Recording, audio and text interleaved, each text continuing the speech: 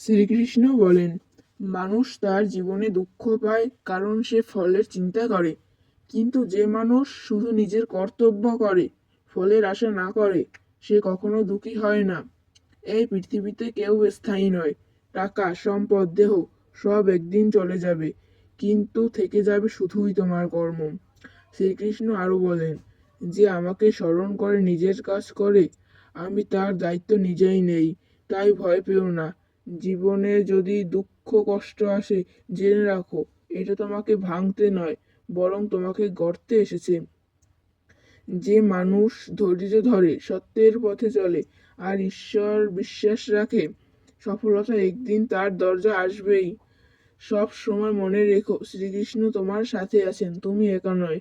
রাধে রাধে। ভিডিওটি যদি ভালো লাগে তাহলে সাবস্ক্রাইব করে পাশে থাকবেন এবং কমেন্টে লিখে যাবেন জয় শ্রীকৃষ্ণ।